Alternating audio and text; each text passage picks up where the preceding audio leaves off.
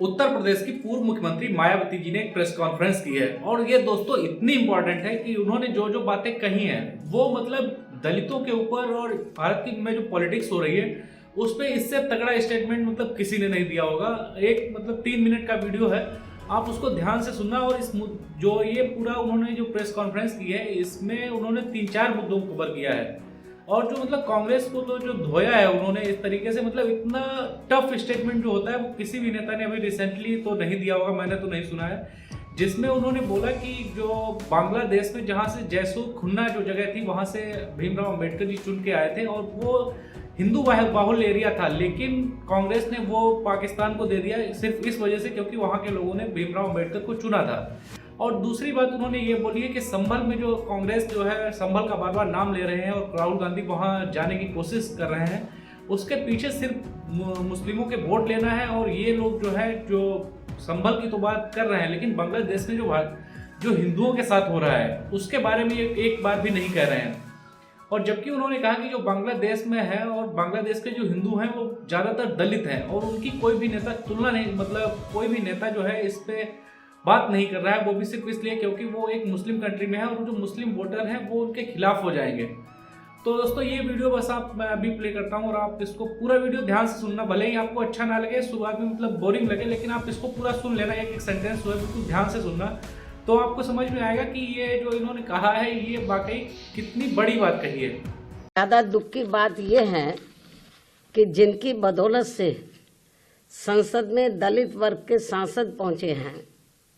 Member parliament पहुंचे हैं,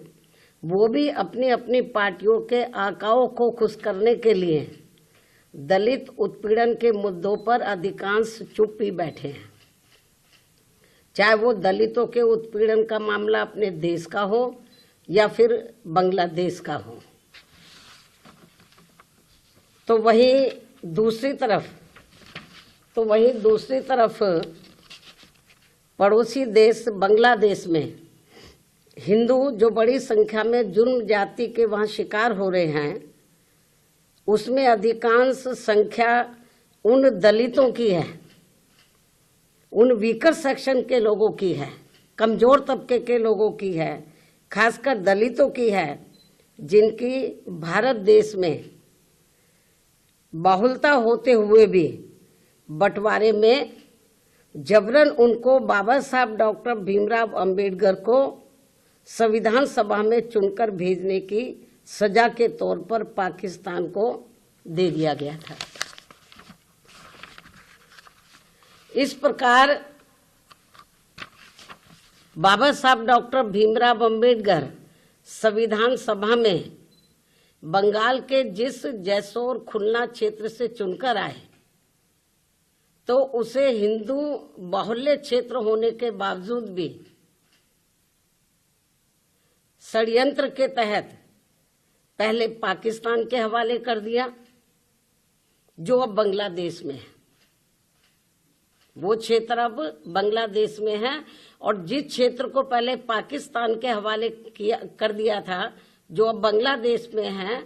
तो हिंदुओं में भी अधिकांश संख्या वहां वीकर सेक्शन की थी, जिससे फिर बाबा साहब डॉक्टर भीमराव अंबेडकर वहां से इस्तीफा देकर भारत वापस आ गए बांग्लादेश से।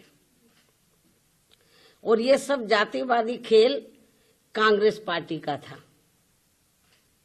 और अब जब वहां इनका शोषण हो रहा है तो विपक्ष की ये मुख्य पार्टी इस पर चुप है, कांग्रेस पार्टी चुप है।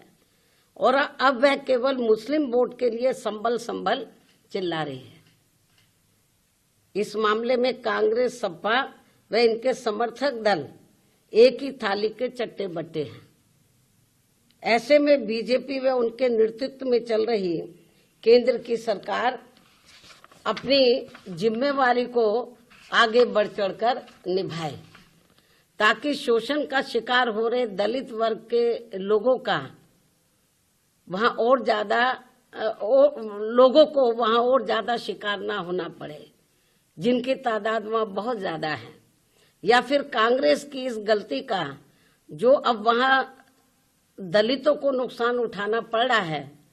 तो उन्हें वहां की सरकार से बातचीत करके भारत में वापस लाया जाए।